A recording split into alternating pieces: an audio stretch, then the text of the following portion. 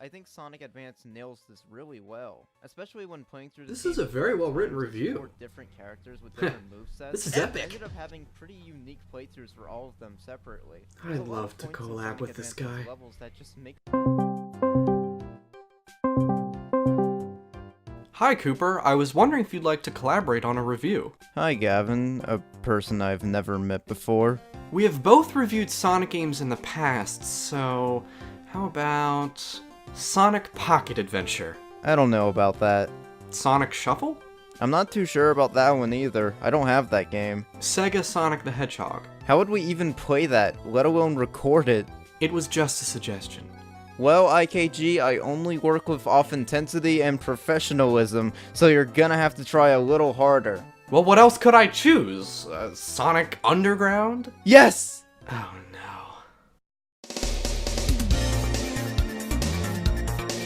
So where do we begin? Back in the mid-90s, Sonic the Hedgehog's popularity grew substantially to where by the time he reached his third game, which was Sonic CD, the franchise received 2 cartoons in September of 1993. These were called Adventures of Sonic the Hedgehog, and the second being plainly titled Sonic the Hedgehog, or Sonic SatAM as many fans have named it by. Both of these cartoons were created by the animation studio known as Deke Entertainment, who were the same studio that handled the Super Mario cartoons from the late 80s. Adventures of Sonic the Hedgehog, or AOSCH as some fans have abbreviated it, was a wacky, spontaneously written cartoon, while Sonic SatAM took itself a bit more seriously and dove into way deeper storylines. AOSCH remained incredibly popular and lasted quite a while, being 3 years, but SatAM only lasted a year since it aired on early Saturday mornings, as the nickname suggests. It's a shame that SatAM was unsuccessful due to its time slot and not because of the show's quality. Exactly, what kid wants to wake up early on a Saturday? Following the Sonic the Hedgehog cartoons, Deke developed their third and what ended up being their final Sonic cartoon in 1998. This resulted in Sonic Underground, which both began and finished airing in 1999. The show's fate is already alarming, given the short lifespan it had. We will have to see what its prevalence is to the show's own quality. The show lasted 40 episodes and ran in a single season. The concept is really unique for the Sonic mythos, as it involves Sonic participating in a band with his siblings.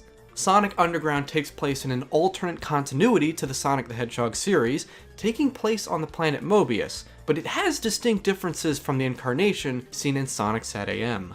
Fun fact, there's some old concept art of when Sonic was going to be in a band in the early 90s. Yeah, Sonic was the lead singer, a monkey was playing guitar, a bunny was on drums, a chicken on bass, and what appears to be a prototype Vector to Crocodile on the keyboard. This has nothing to do with anything, but I just wanted to bring it up because I found it interesting.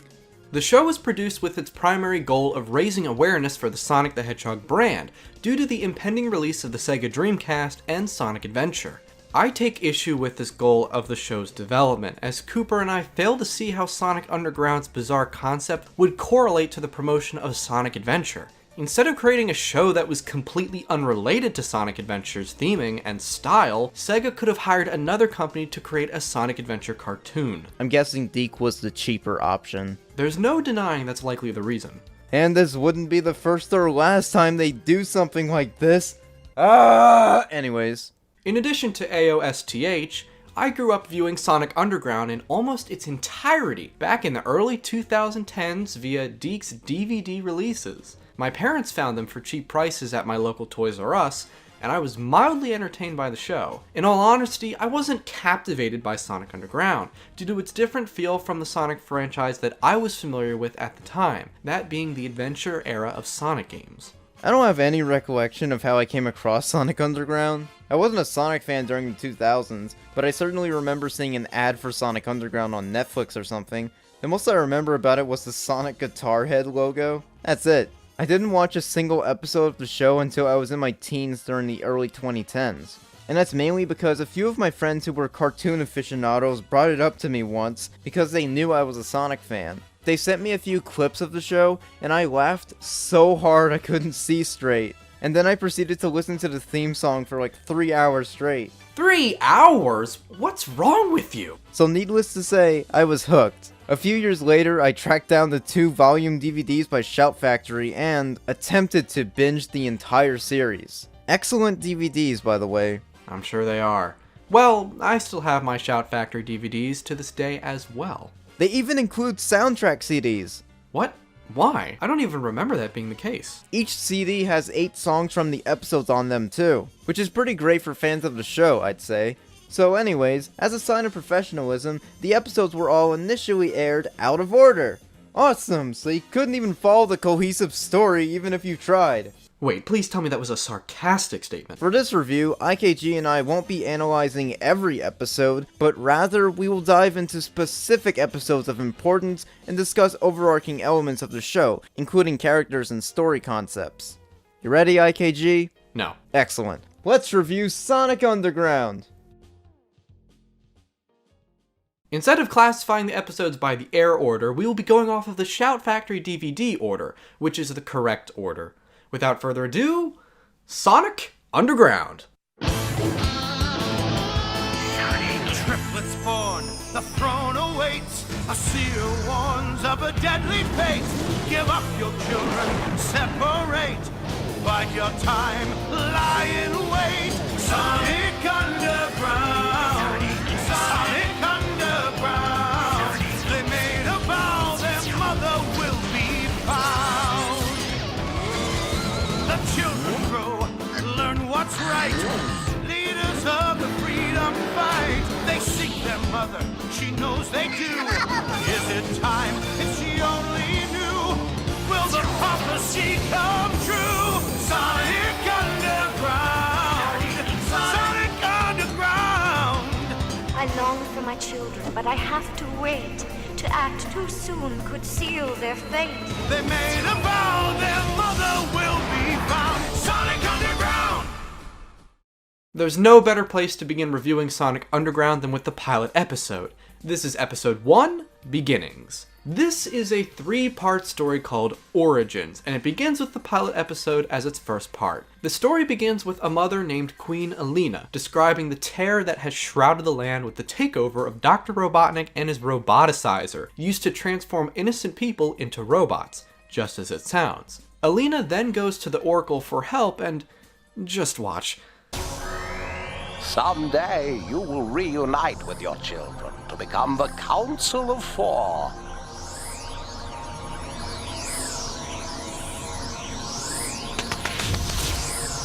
And overthrow Robotnik. But there is a price, Your Highness. For the prophecy to be fulfilled, I had to give up my babies.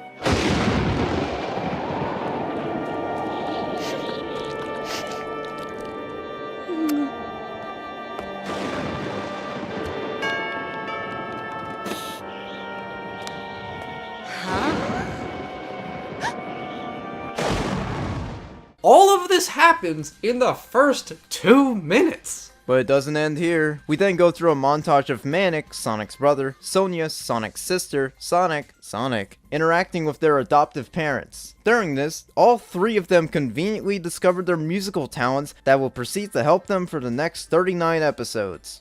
Also, get used to seeing their adoptive parents here. It's incredibly brief and we never see them again after this episode. What proceeds is the abduction of Sonic's adoptive parents, immediately after he runs out of the house, and then for the sake of darkness, the SWAT bots burn down his house. Oh my. Like in Star Wars! And then the viewer is introduced to Sonic's uncle, Chuck.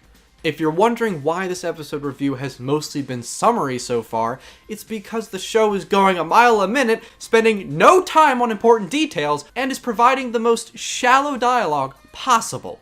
Am I wrong, Cooper? But GKI, it's Sonic the Hedgehog, we gotta go fast! Yeah, and sacrifice the basis of all writing critique. Yes. Okay, I understand that children don't have the widest and longest of attention spans, but the pacing is ridiculously fast. Alright, still with us? Okay, the pacing is at such a speed that we can't possibly discuss every scene, so moving on. Dr. Robotnik is in this show, and he's evil. Despite what we will find to be mediocre or downright bad writing in the show, doesn't always seem to apply to Robotnik. I don't mind his somewhat generic lines about going after the hedgehogs and fulfilling his plans thanks to the voice actor's delivery and overall stern persona. They took it. If they did, I'll make those rats wish they'd gone down with the ship! Robotnik is going after a group that he keeps referring to as the Resistance. No, not that Resistance! Robotnik also has two other characters helping him in this show, Sleet and Dingo. What memorable side characters, as you'll see. The episode cuts back to Sonic resting on a sofa until he is visited by some slug-looking Yoda person. Cooper, that's the Oracle. What? I mentioned him earlier. Wait, you did? Yes. Oh, okay. So the Oracle of something tells Sonic that he is a prince, and also that he has a brother and a sister. He also tells Sonic what his musical talent is. This leads to the first of many songs performed by the Hedgehogs in this show. Every single episode of Sonic Underground has at least one song in it, and from the first song, you can get a pretty good idea of the soundtrack and its quality. We'll discuss the soundtrack in more detail later. For the rest of the episode, Sonic, Sonia, and Manic meet, Uncle Chuck gets captured by Robotnik, and yeah, I think that's it. Next in the Origin series is Episode 2, Getting to Know You. In this episode, Sleet and Dingo plot to kidnap the Hedgehogs by order of Dr. Robotnik. However, once shown what the three of them look like, this happens.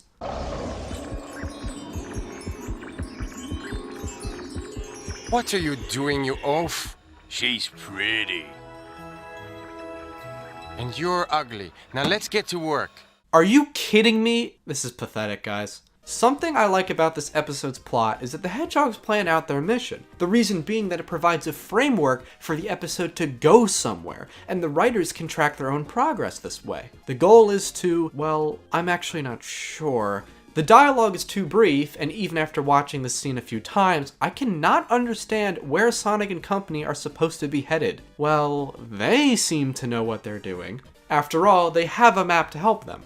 After a SWATbot burns the map and a failed capture by Sleet and Dingo, Sonic, Sonia, and Manic find themselves completely lost. However, thanks to a massive contrivance, Sonia has a photographic memory all of a sudden, so the Hedgehogs will be fine in locating the area without a map.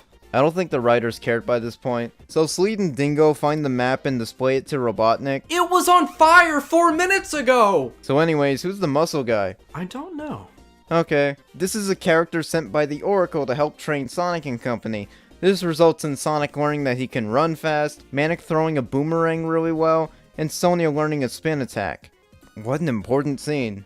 Then the three of them come across a monk that delivers some fairly interesting exposition, but there's not much to dissect. Why is Godzilla here? That reminds me, are we still on the same episode? This all stems from Sonic Underground's ridiculously fast pacing and overload of story beats. Well, what's actually occurring is a test battle against a monster created by the monk. After Sonic and Sonia get captured by it, the monk eliminates the monster, and this happens. Wow, you guys really stood up for me. Well, you saved me more than once, and besides, you are my brother. You're not gonna kiss me, are you? No way, but you are kind of cute. What? Just a little post-production here. There's nothing wrong with Manic saying that. It's just a little weird the way he says it. That's all. What? Moving on, the episode's over. Next in the Origin Saga is the third and last part, Harmony or something. That's not a joke, that's the actual title. The episode opens with Robotnik yelling at Sleep and What's-His-Face for failing to capture Sonic and company. Why are they kissing his arm? Why not? The episode cuts back to Sonic and Co. exploring somewhere and showing off their instruments because they can. During a battle with a dragon or whatever, Manic plays a drum beat that causes an avalanche, pretty much dooming the three of them until they're rescued by the monk, who teleports them out of the avalanche. Keeping track? No. Okay, good. There's an element of believable dialogue that follows this. The Hedgehogs fall thanks to a faulty ladder, and what results is an argument between Sonia and Sonic. I find their hostility to be a decent attempt at varying the scene's tone. Unfortunately, this is quite a short conversation. In perhaps what is the most important scene since the very start of the show, Alina's spirit arrives to tell them that if they don't stop fighting, the resistance will fail and the Oracle is also in great danger. This is a plot point I can appreciate because... Who cares about that, IKG? They gotta sing! What? From now on, it's all for one. One for all. When any one of us needs the other's help, all they have to do is call. No, stop! Sonic Underground actually contained a great plot point for a moment there. However, I couldn't talk about it because the pacing's too fast. I know I've claimed this flaw about the show many times already, but it cannot be understated. So the end of the episode involves Manic learning to use his drumming ability for the better and stop Sleepyhead and Dingodile from capturing them. Again. The three hedgehogs head back home, and then we see the Oracle appear with Alina, who says that she's proud of them, to which the Oracle says, Through their willingness to help others, they have gained their powers. And so it begins. The end. And that was the 3-part origin saga. IKG? Well, the episodes fail to impress on an individual level, first and foremost. This isn't to say that they are outright bad, but even with the perspective that we are reviewing a children's show, there's still a lot left to be desired in terms of pacing. Also, the episodes each struggle to provide detail in character dialogue or plot, while also including too many separate occurring set pieces to make much sense to the viewer. As a saga, it's even worse, unfortunately. How do you feel about the saga as a whole? I have no idea what happened in the past hour and 5 minutes we spent watching these episodes. My mind just sort of shuts off every time I watch Sonic Underground. I sort of lose all aspects of reality whenever Sonic Underground is brought into my life. I'm honestly surprised you were able to look at it in such a critical way. I think I was more focusing on the sheer amount of weirdness this show had to offer from just these 3 episodes alone. Plus, I almost forgot about everything that happened in these episodes not even 2 seconds after finishing them. I just know that Sonic had siblings, they play music to stop Robotnik and his helpers, and that's it. Well, I certainly can't blame you for feeling so apathetic towards the show so far. Cooper and I will now discuss other elements of Sonic Underground. Well, you might have been disappointed by the show's animation and cinematography, but there's more depth to be explored. The characters simply lack animations that many would consider acceptable for a time of release. The animators cut corners in places that I would consider fairly obvious to even a younger demographic, such as the blue orbs that surround Sonic's feet when he runs, or the less than stellar effects seen in lasers or fires. The characters look very cheaply designed, and the whole show reeks of a lack of budget. Sonic Underground does have a unique aesthetic to counteract the flaws of its animation, however. I do appreciate the often bleak and desolate backgrounds and settings of the show. Take a look at the red sky and trees in the background of many shots during episode 19, Friend or Foe. The trees have an almost paint-like aesthetic to them, and I find it pretty interesting, at the very least, and the red sky supports the overall tone of the episode. With that said, the cheesy and simplistic dialogue doesn't connect well with this visual atmosphere. This isn't always true, but I can still point to numerous moments across Sonic Underground where there's a prevalent disconnect between imagery and how the characters interact and deal with the situation at hand.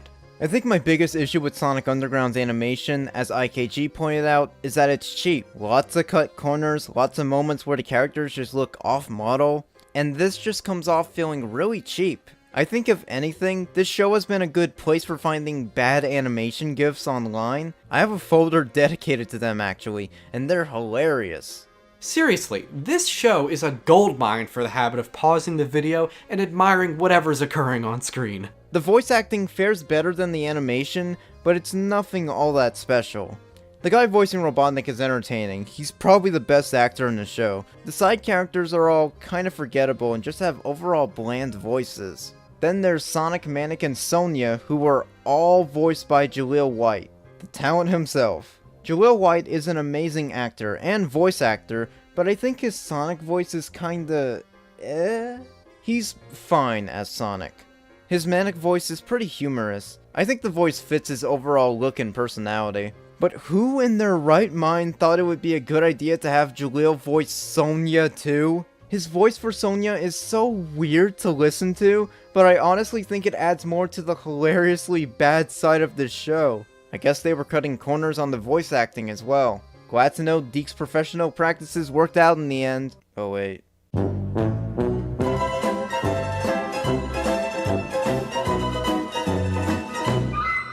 I completely agree on that point about Sonia's voice. Deke already hired a female voice actor for Queen Alina, so I have to wonder why they didn't request that she did a similar voice to Alina's, but a younger sounding one. This would have only strengthened the connection between Alina and Sonia, as she's the mother of Sonia. It would make sense for them to sound similar anyways, is basically our point. Cooper and I can only presume that Deke spent very little on voice acting, and there seems to be a lack of effort in actor selection as well. No matter how you slice it, the voice acting is really lackluster in Sonic Underground, although it's far from the worst performances out there. Chances are that you've heard worse before, but Sonic Underground unfortunately leaves a lot to be desired with this aspect of the show. Hey, get off my case. It's not like you had some great master plan.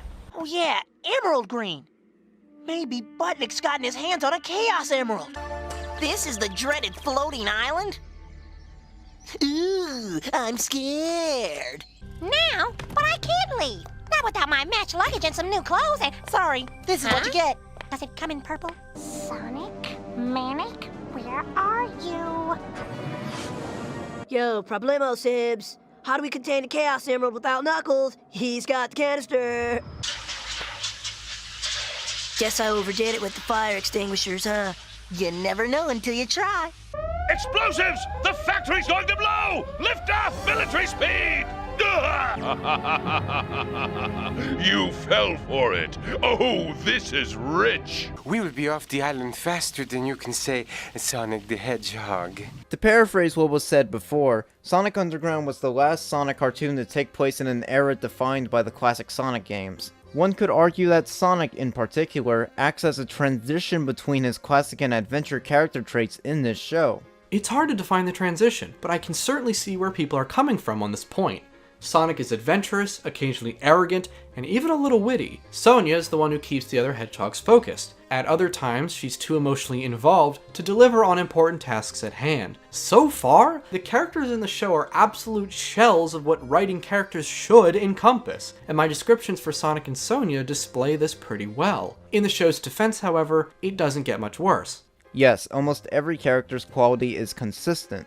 Manic and Robotnik are very interesting characters. Robotnik's scenes are usually major highlights in episodes because they just consist of him snapping at Sleek and Dingo all the time. Again, Robotnik's voice actor just makes these scenes fun to watch. It never fails to entertain. Manic is probably my favorite out of the three heroes. He's so 90s and hip.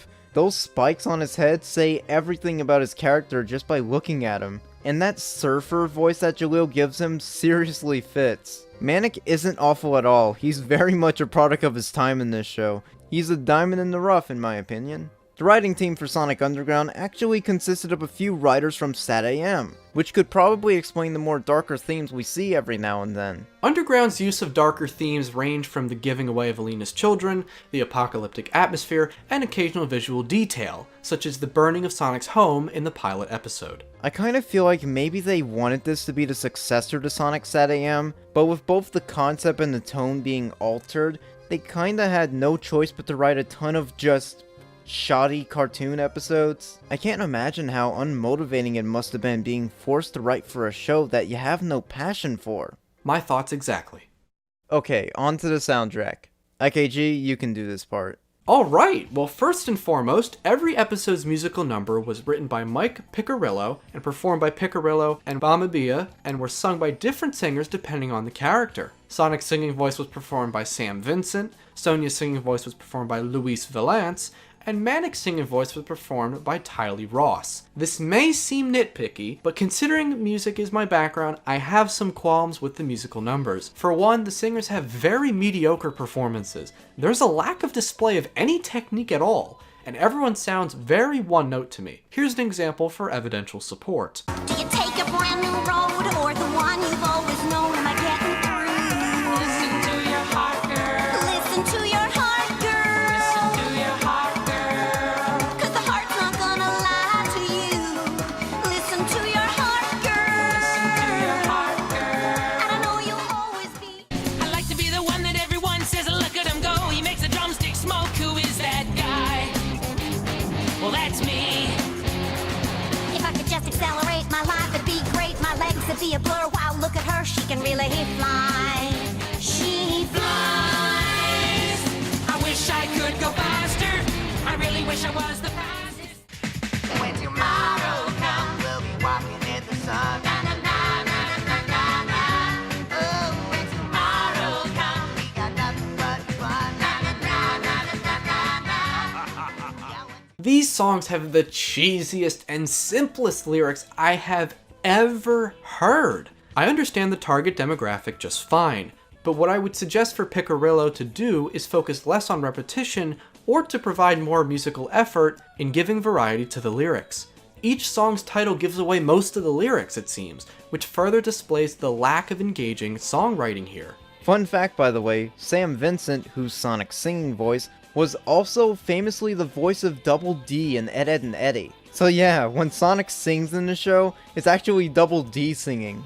Have fun trying to unhear that. As for the instrumentation, these songs are obviously centered around the use of the Hedgehog's instruments, the guitar, the keyboard, and the drums. With this being essentially treated as a restriction on composing, the end result is honestly not that bad. I still wouldn't listen to these songs outside of the show, even back when I watched the show as a kid, but credit where credit is due. There's just enough depth to the song's use of melodies and giving each of the Hedgehog's instruments a chance to shine that it's perfectly passable for a children's cartoon in my eyes. If only the singers could match the instrumentation. While it's disappointing that Sonic Underground's central gimmick, being the musical numbers, is lacking in areas, I think of the underscore more highly. For those who are unaware, the underscore is comprised of the music pieces that you hear during scenes of dialogue, and essentially any time there's music outside of the grand musical number. Well, composed by Jean-Michel Guaro and Mike Picarillo, these two graced Sonic Underground with upbeat and melancholic tunes that support the action on screen. Instrumentation sees great care as well, as the more serious moments of the shows include oboes, pianos, double basses, and instruments that can often be associated with these tones. Here's an example. For the prophecy to be fulfilled, I had to give up my babies.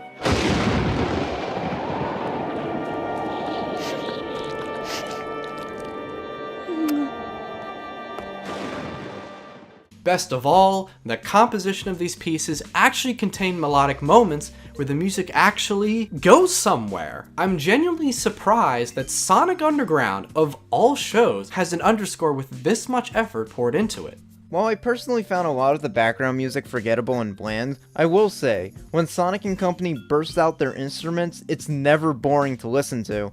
I wouldn't call the songs they play anything good, but they are enjoyable for how incredibly cheesy they are, which just adds more to the charm in my opinion. And they're definitely the highlights of every episode. I would probably say that the best song in the entire soundtrack is probably the intro. It's corny like the rest of the songs, but it also just gets me pumped up whenever an episode starts. I'd recommend tracking down the old Shout Factory DVDs that came with their own soundtrack CDs, Sonic Underground The Greatest Hits, and The Greatest Hits Volume 2. Shout Factory's always been great with providing special features for their home media releases, and these box sets don't disappoint. Each CD comes with 8 songs on them, so that's a good 16 songs taken from the show. I do kinda wish they had more on them, especially since these songs are all just over a minute long, and Shout Factory probably could have just released the entire show's discography across both discs, but you take what you can get. And now it's time to return to specific episodes of Sonic Underground. You'll see why Cooper and I chose to review this episode soon enough. There's a specific reason. Episode 19, Friend or Foe. It must be Dr. Robotnik's lucky day, as Sleet and Dingo successfully capture Sonic in a net. However, this is merely the beginning of the episode, so we know he's gonna escape somehow. Robotnik orders Scratch and Grounder, Sleet and Dingo, to work with Knuckles the Echidna to capture the other 2 hedgehogs. Interestingly enough, this is one of Knuckles' first ever English-speaking voices. So in Underground, he was voiced by Brian Drummond. Wait, Ryan Drummond? No, Brian Drummond, a completely different actor who has no relation to Ryan Drummond. It's just a really odd coincidence. And his Knuckles voice is very goofy. It just makes me laugh hearing this pipsqueak voice come out of Knuckles. It does not fit his character at all, but it's hilarious. Brian Drummond's performance may be an odd one for Knuckles, but I actually really enjoy the performance itself. You can hear the effort put into the voice performance very clearly. Those hedgehogs want the emerald, do they? Well, they'll have to get past me! Alright, you wolf faces are free to go, this time, but you must leave the island now! Anyways, Knuckles has Sleet and Dingo roasting above a fire, but is convinced to go after the hedgehogs instead, just as Robotnik wanted. Sonic and company proceed to be ambushed by Knuckles, and in a brief battle between Sonic and Knuckles, the viewer is rewarded with some decent cinematography. It's nothing substantially interesting, but the shots and angles are better than what was seen in earlier episodes. Actually, hold the plot summary for mixed review points for just a second. Friend or Foe has actually been a pretty solid episode so far. The pacing is substantially improved, a sign that Sonic Underground's writing has improved since the beginning, as Cooper and I are now on episode 19. The characters don't cut each other off nearly as frequently, and there have only been a few key set-piece moments of the episode so far, so the viewer isn't being overloaded with individual events. The hedgehogs walk through the forest, Sleet and Dingo interact with them, Knuckles interacts with Sleet and Dingo, and then Sonic fights Knuckles. Nothing too quick, nothing too brief. I can't stress enough how much better this episode is already, and in fact, I'm unironically enjoying this one. The animation is still hilariously poor, but the plot and dialogue is much improved. At this point, there's an A plot and a B plot. The A plot sees the continued presence of Knuckles, while the B plot follows Robotnik's henchmen in a crystal cave. Manic and Sonia befriend this bio-lizard looking creature, meanwhile Sonic is fighting Knuckles again. I like the idea that they basically worked in Knuckles' gullibility from Sonic 3K into this. Mainly how he's very easily tricked by Beep and whoever for thinking Sonic and Co are thieves. That's a cool callback, even though the episode kinda becomes predictable with how you know that Knuckles ends up teaming up with the three hedgehogs at the end to help fight off Robotnik's robots. The episode ends with Knuckles telling Sonic, Sonia, and Manic that he actually knew Alina when he was younger and shows them a message she left on a tree for them. Then the episode ends with the group putting their hands together in a pretty decent looking shot. Friend or Foe was not a terrible episode, and it's probably one of the better episodes Underground has to offer, though it also has some of the funniest animation errors in the whole series. Aside from that, this episode had much better pacing overall, and Knuckles is also a lot of fun to watch. He definitely brings a lot of fun into this episode, and this thankfully won't be the last time he appears in the show. And this leads us to the next set of episodes we'll be reviewing. It's another three-parter, in fact, which is called... No, IKG, wait! There's an episode before this that I want to bring up called 3 Hedgehogs and a Baby. Oh, what is it about? Nothing, I just wanted to play this clip from it.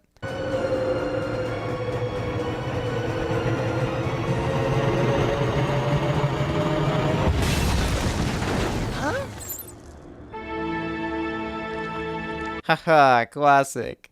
Okay, moving on. Poor Manic.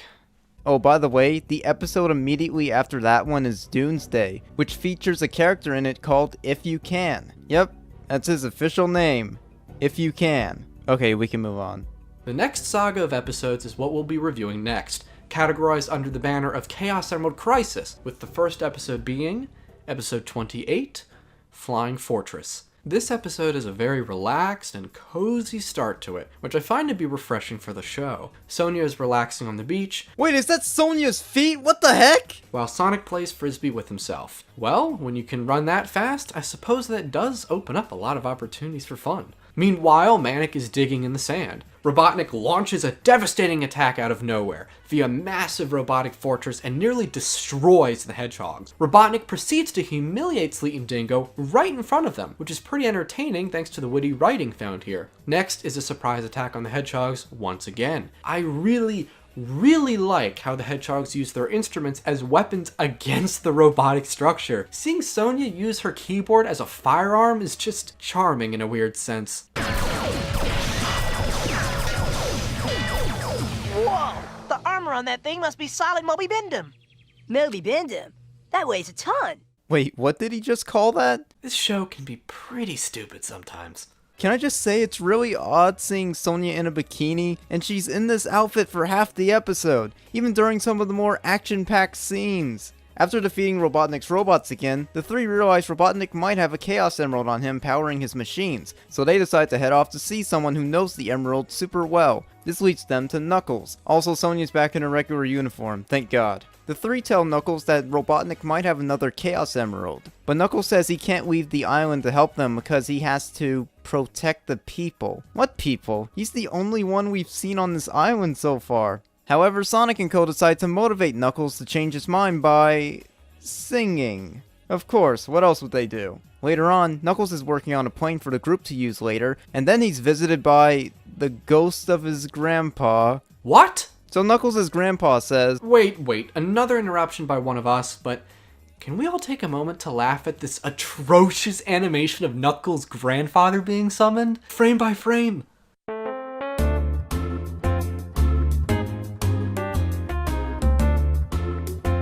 Anyways, continue, Cooper. So Knuckles' grandfather tells him not to leave the floating island because it could doom all of Mobius. And despite that warning, Knuckles decides to still leave with the group to go after Robotnik. IKG, look how good the animation of the ship taking off looks. What is with the show's animation budget? You can actually see the ship expand as it takes off. This is unreal. Well, anyways, please enjoy this genuinely humorous moment with Robotnik scoffing at what is about to occur.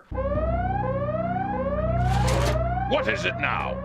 An unidentified aircraft? How dare it approach my fortress? Request emergency landing. Request emergency landing. Request emergency landing. Certainly. We'll give you a warm welcome. A very warm welcome indeed. Blow him out of the sky! Ah, see, Robotnik at it again. The Hedgehogs plus Knuckles succeed in entering the fortress thanks to Knuckles' digging skills.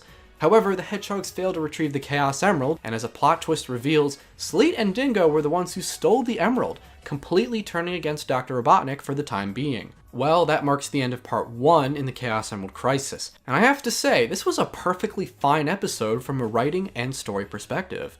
Knuckles felt like a worthwhile inclusion, as his backstory adds weight to his decision to help Sonic and his siblings go after Robotnik. Also, the juxtaposition, if you will, from the warm opening to the very cold ending, is something that takes the episode to new heights. Did you just make a pun about altitude? No. So Cooper, let's dive right into part 2, episode 29, No Hedgehog is an Island. The episode wastes no time by opening with the destruction of Dr. Robotnik's fortress, and the viewer watches him struggle to escape. Well, after he stumbles around for a bit, this episode picks up speed very quickly. Sonic and Co are also trying to escape because the area they're in is being flooded by some of the worst animation for water I've ever seen in a cartoon. Seriously, the water here looks awful when in motion. It even pauses for a brief second and then just continues on as if nothing happened. Not to mention, when Sonic and the others escape from wherever they are, when they surface, it doesn't even look like they're wet. They look more like they're all covered in this weird blue slime more than anything. Did these animators not know how to animate water? There's also this one shot where we see Sonia drying off her hair, and her hair bun is literally just colored blue! Blue! That's not how you animate water, Deke! On the run from Robotnik, Dingo makes a gigantic mistake. He drops the Chaos Emerald he had from the previous episode, and it explodes. Sonia and Knuckles have a little heart-to-heart conversation. But again, the Chaos Emerald exploded! Knuckles proceeds to blame himself for what happened, but Sonia assures him that he isn't to blame at all, and she is correct. And then Sonia nearly dies. What is with this episode? Now, if you thought that this episode was going too quickly and not justifying its events, get a load of this. What chaos!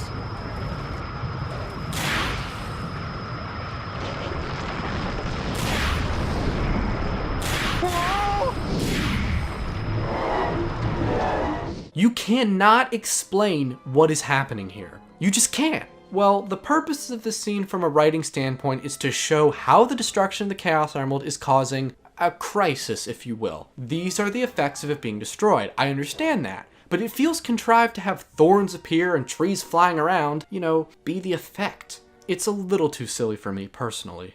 We've got to find the emerald and see if... Oh no! Whoa, dude! Look out! Was that in the comics? Just guess. As the Hedgehogs plus Knuckles proceed to visit Knuckles' grandfather, there's a touch of forced comedy thrown in, with Manic extremely exhausted from walking up the trail. It's nothing to harp on, but I digress. Big plot contrivance incoming. The grandfather has a canister that can restore broken Chaos Emeralds, even though when going by his surprise to the fact that an emerald has been broken, the viewer would suspect otherwise. This is simply a lazy form of writing, and it shouldn't be excused no matter the target audience. The episode concludes with Knuckles requesting to meet Dr. Robotnik. In all honesty, No Hedgehog is an Island has many redeeming aspects to it. For one, the concept of a Chaos Emerald breaking, from the destruction of nature to the threatening tornado of Chaos Emerald energy. The writers did take advantage of this concept. However, as IKG pointed out, there are many blatant contrivances and scenes that basically waste time, such as the moment where Sonia nearly falls to her death. And finally, the end of the Chaos Emerald Crisis Saga. Episode 30, New Echidna in Town. The episode opens with an Alina narration. Nice hearing from her again. Then we see Dingodile or whatever trying to fix the Chaos Emerald, but then it just explodes in his hands. After that, we see Sonic and company escaping an earthquake, but after they manage to do that, they stop to try to look for Knuckles. We also see Sonia crying over if he's gonna be okay or not. Wonder what that's about. We cut back to Knuckles, who's talking with Robotnik about the Chaos Emerald. Robotnik makes a deal with Knuckles to give him the 3 hedgehogs, otherwise he'll let Mobius be destroyed. Knuckles reluctantly agrees to hand them over to save Mobius. Also, Knuckles cries whenever he mentions Sonia being captured as well. You all see what this episode's trying to set up? Well, Cooper, Sonia and Knuckles did have a relatively serious interpersonal moment with each other in the previous episode. I will give credit to the writers for attempting to take this somewhere, as they have so far. The following story beat involves a well-written Robotnik revealing his secret plan to Knuckles. In a similar vein to Sonic 3K and Sonic Adventure, Knuckles was tricked into helping Dr. Robotnik, except this time, Knuckles got himself into the scuffled plan, agreeing to act against his friends, but for what is unfortunately revealed to be no promise being fulfilled by the other party. Anyways, the plan entails covering the hedgehogs in this glue and then proceeding to roboticize them. Robotnik almost succeeds, but when he orders one of his robots to grab Sonia... Don't touch me, you butthead! Whoa, what was that delivery, Jaleel? Don't touch me, you butthead! Hey, well, because it's Sonia who's in danger, guess who's gonna rise to the occasion? Now, Knuckles. Yeah, get him, Nux. Yeah, get him, Knox, let him have it. Nice going.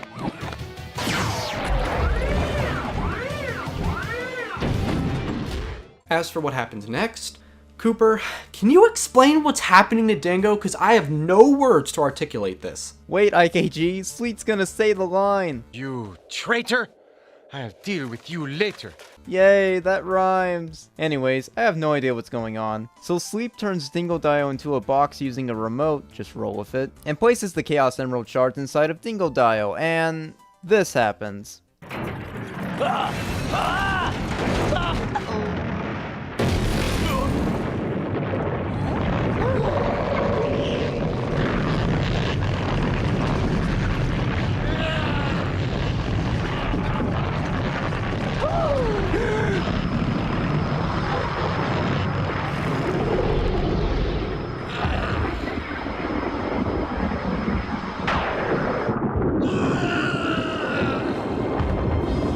Is that what chaos control is? Proceeding on then. Sleet appears to be against Dingo now, and I have to feel bad for the guy. No one is on his side, and thanks to the rushed nature of the episode, I honestly can't say I know how or why. Sonic Underground is deceptively hard to review thanks to story revelations like this.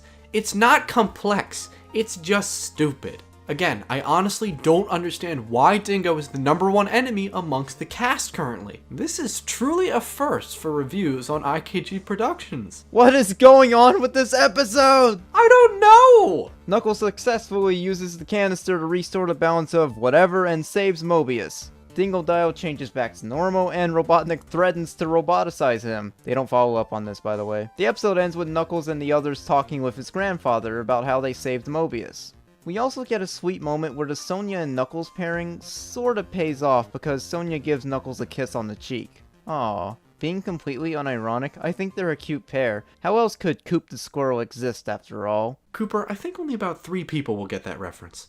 Yep. Alright, ladies and gentlemen, the truth about Sonic Underground's legacy is that the show was never finished. We established in the beginning of this review that the show ran for 1 season and spanned 40 episodes. However, 65 episodes were planned during early stages of development, and therefore, there is no true finale to Sonic Underground that exists. Time has not changed the fact that the show was never finished, and the story has remained unconcluded to this very day. It's disappointing, as all stories deserve a conclusion regardless of their quality in our opinion.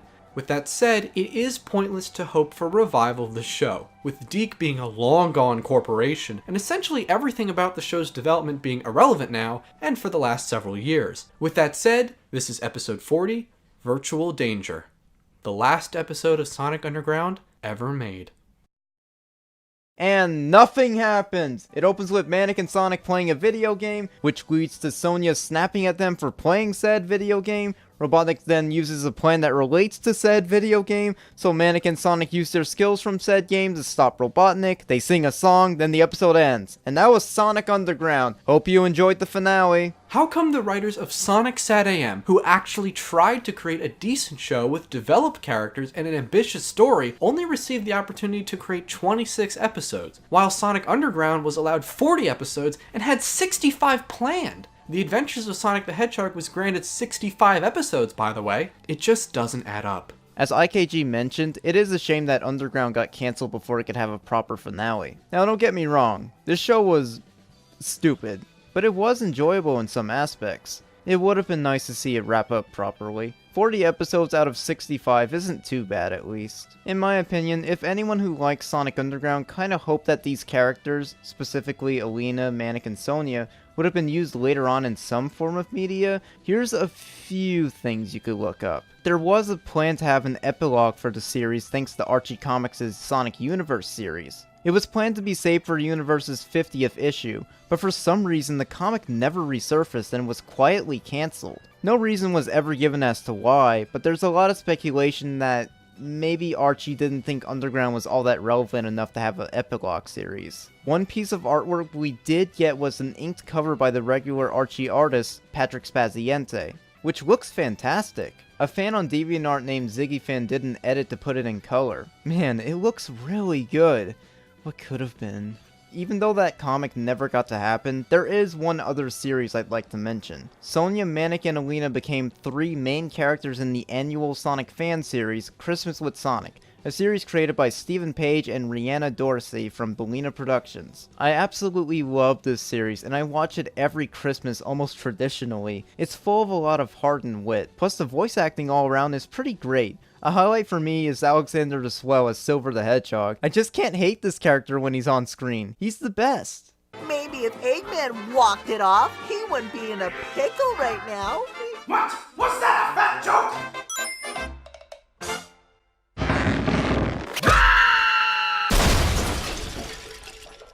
Well, ladies and gentlemen, with that recommendation from Cooper, it's time for me to give my traditional system for recommending media, and then we will conclude this review with our overall perspective on the show. As a disclaimer, the recommendation level given is ultimately separate from the review and not nearly as important as the review itself. After considering all of the factors, Sonic Underground is valueless. This television show is the perfect example of this recommendation rating. While there is plenty of ironic enjoyment to be had with Sonic Underground's poor animations and visuals overall, as well as its ridiculous story beats, it's not worthy of increasing my recommendation for watching the show beyond the show's quality in this case. If you have an interest in watching the series, I would look for the Shout Factory DVDs. They're 2 volumes, and both include a soundtrack CD with 8 songs. The Shout Factory DVDs are so inexpensive on Amazon that it's almost hard to believe. Even with the low price point and massive accessibility, I would still avoid watching Sonic Underground. Sonic Underground is a weird part of Sonic's history overall. It belongs in its own genre. It's nothing like any form of Sonic media I've ever watched. It's stupid and idiotic, but at points it's a lot of fun to rewatch.